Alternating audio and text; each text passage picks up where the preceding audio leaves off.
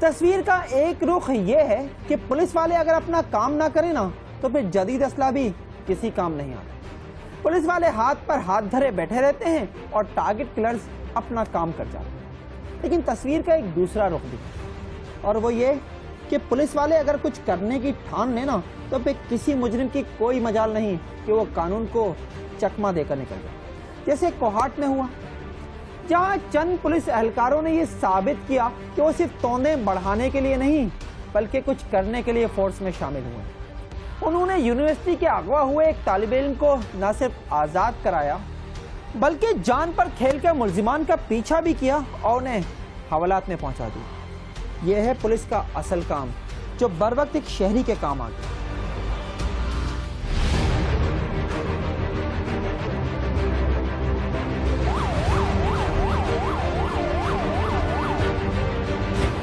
Crime graph میں تواتر کے ساتھ اضافے کا الزام ہمیشہ پولیس کا سر نہیں تھوپا جا سکتا، کیونکہ جرائم میں اضافے کی جتنی بڑی ذمہ دار پولیس ہے اتنی ہی ذمہ داری عام لوگوں پر بھی عائد ہوتی ہے۔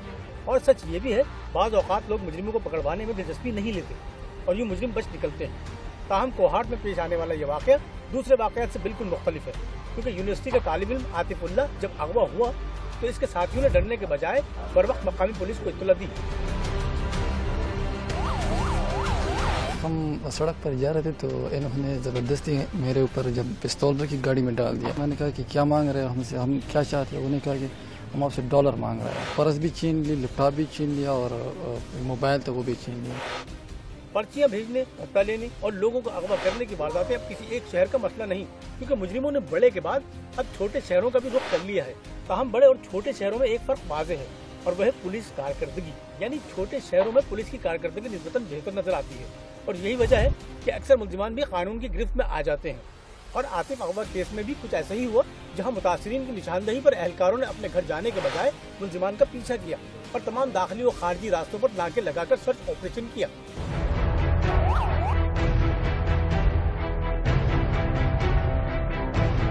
اس موٹر کار کا ہمیں پتہ چلا کہ یہ رینٹ کار سے رینٹ پر لیا گیا ہے۔ اس موٹر کار کی لوکیشن جدھر گئی تھی اس کے پیچھے ہم چلے گئے۔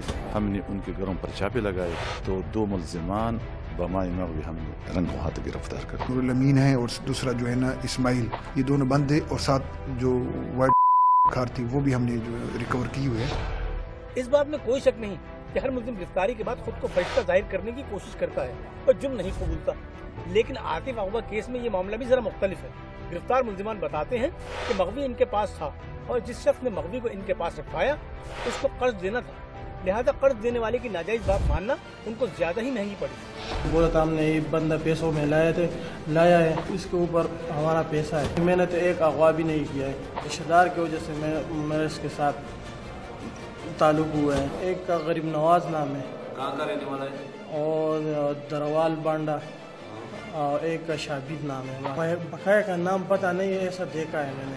غریب نواز نے ایک اغوا کیا ہے پنجاب سے، میرا خیال میں اس نے ایک اغوا کیا ہے۔ دا ما باندې قرضه وکړه د غریب نواز هغه ما ته یې دا سړی به 2-3 ګنټې ځان سره کېنی پوه شي که دا نه کېنی ولم زه مجبور یم دې وجې پېښور۔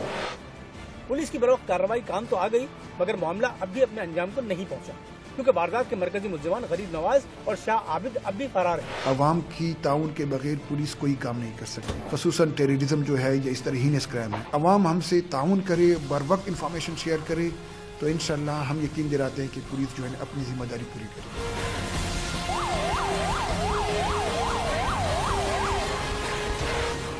یہ بات سب جانتے ہیں کہ شہری کسی واردات کی اطلاع پولیس کو دے سکتے ہیں مگر خود کو ایکشن نہیں لے سکتے، لہٰذا اغوا کی واردات ہو یا کوئی اور جرم، پولیس کی اچھی کارکردگی وہ ہتھیار ہے جس کی وجہ سے جرائم میں کمی آ سکتی ہے۔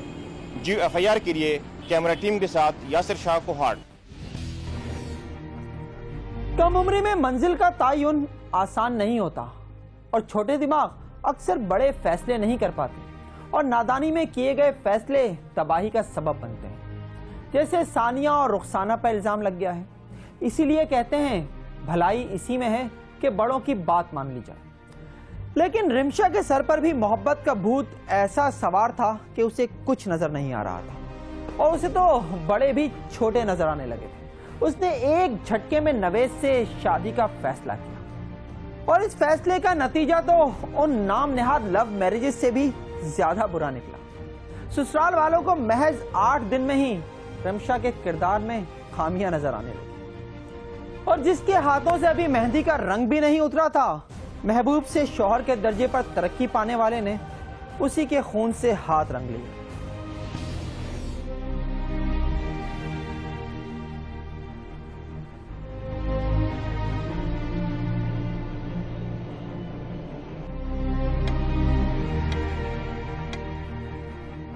14 ਤਰੀਕ ਸ਼ਾਦੀ ਹੋਈ ਹੈ ਉਹਨਾਂ ਦੀ, ਪਿਆਰ ਮੁਹੱਬਤ ਦੀ ਸ਼ਾਦੀ ਹੋਈ ਹੈ ਉਹਨਾਂ ਦੀ। ਮੈਂ ਮਨਾ ਕਰਦਾ ਰਿਹਾ, ਉਹ ਫਿਰ ਜ਼ਬਰਦਸਤੀ ਉਹਨਾਂ ਸ਼ਾਦੀ ਮਿੰਤਾ ਮੇਰੇ ਪੈਰ ਉਹਨਾਂ ਫੜੇ ਨੇ, ਮੈਂ ਦੇਤੀ ਅੱਲਾਹ ਵਾਸਤੇ ਉਹਨਾਂ ਨੇ ਦਿੱਤੀ ਮੈਂ ਆਪਣੀ ਬੱਚੀ। یہ ہے سرگودا کی مجاہد کالونی اور کہانی ہے رمشا اور نوید، دونوں اسی کالونی میں پلے بڑھے اور ان کی محبت بھی یہیں پروان چڑھی، اور جب جوانی میں قدم رکھا تو سوچے سمجھے بغیر فوری شادی کا فیصلہ کیا۔ حالانکہ جب گھر والوں کو ان کے ارادوں کا علم ہوا تو وہ حیران بھی ہوئے اور پریشان بھی، کیونکہ وہ سمجھتے تھے کہ بچوں نے نادانی میں یہ فیصلہ کیا ہے، مگر بچوں کی ضد اتنی پکی تھی کہ بڑوں کی سوچ بھی کچی پڑ گئی اور انہیں محبت کے عالمی دن یعنی ویلنٹائنز ڈے پر دونوں کی شادی کرانی پڑی۔ 8-9 دنوں میں اس کی شادی کو، اور اس کے بعد یہ ملانے کے لیے لے کے آئے ہیں، ایک رات صرف رہے ہیں اور دوسری رات یہ ہفتے والے دن لے گئے۔ صبح آئے ہیں، وہ کہہ رہے تھے ہم نے نا اس کو لے کر جانا ہے، وہ ہم نے کہنے لگی نہیں امی میری طبیعت خراب ہے، میں نا آج کی رات رک جاتی ہوں، میں صبح چلی جاؤں گی۔ اس نے اپنی چاچی اور اپنی والدہ کو بلا لیا ہے، وہ آ گیا، اس نے زبردستی کی ہے۔ رمشا کا لوٹ کر سسرال جانا اس کی زندگی کا آخری دن بھی ثابت ہوا، کیونکہ رمشا کو گئے ابھی 24 گھنٹے بھی نہیں ہوئے تھے کہ اس کے والدین کو اطلاع ملی کہ ان کی بیٹی اس دنیا میں نہیں رہی۔ ਇੱਕੋ ਬੇਟੀ ਸੀ ਸਾਡੀ, ਤਿੰਨ ਦੇ ਭਾਈ ਨਾ ਹੈ ਸਾਡੀ ਆਪਣੀ ਜਾਨ ਤੋਂ ਵੀ ਸਾਨੂੰ ਅਜ਼ੀਜ਼ ਸੀ। ਉਹ ਰਾਤੀ 2 ਵਜੇ ਸਾਨੂੰ ਇਤਲਾਹ ਦਿੱਤੀ ਉਹਨਾਂ, ਸਾਨੂੰ ਪੁਲਿਸ ਵਾਲੇ 2 ਆ ਗਏ ਲੈਣ। ਅੱਗੇ ਗਿਆ ਤਾਂ ਮੇਰੀ ਬੱਚੀ ਦਾ ਗਰਦਨ ਵੱਢੀ ਸੀ, ਪੁਲਿਸ ਸਾਰੀ ਉੱਥੇ ਕੋਲ ਖਲੋਤੀ ਸੀ। انہوں نے جا کر اس کو چھری سے ذبح کر دیا ہے، پتہ نہیں کیا وجہ ہے، کیا مسئلہ ہے، کیا نہیں ہوا۔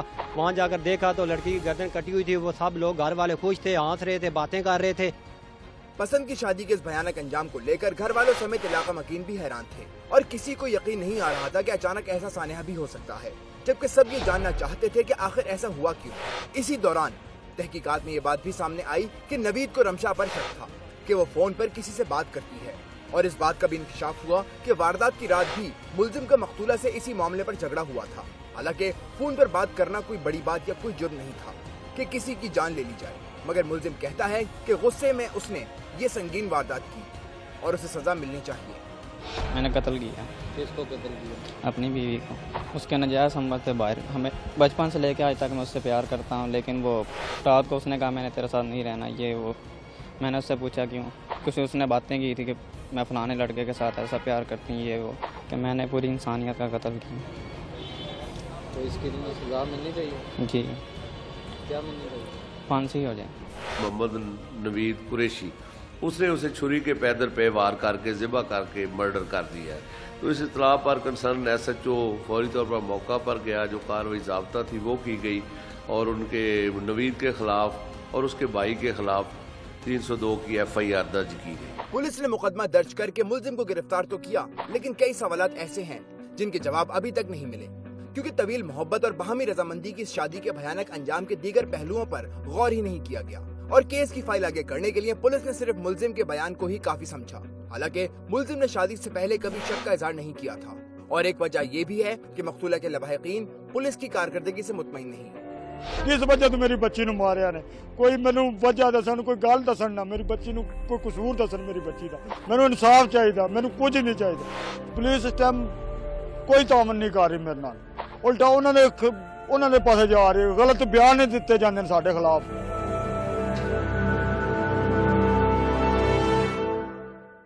ویلنٹائن ڈے کے موقع پر ہونے والی شادی کا المناک انجام کسی سانحے سے کم نہیں ہے، اور اب متعلقہ پولیس اہلکاروں کا فرض ہے کہ وہ قتل کے اس مقدمے کا تمام پہلوؤں سے جائزہ لیتے ہوئے اصل محرکات کا پتہ چلائے، تاکہ پس پردہ عناصر کو بھی بے نقاب کیا جا سکے۔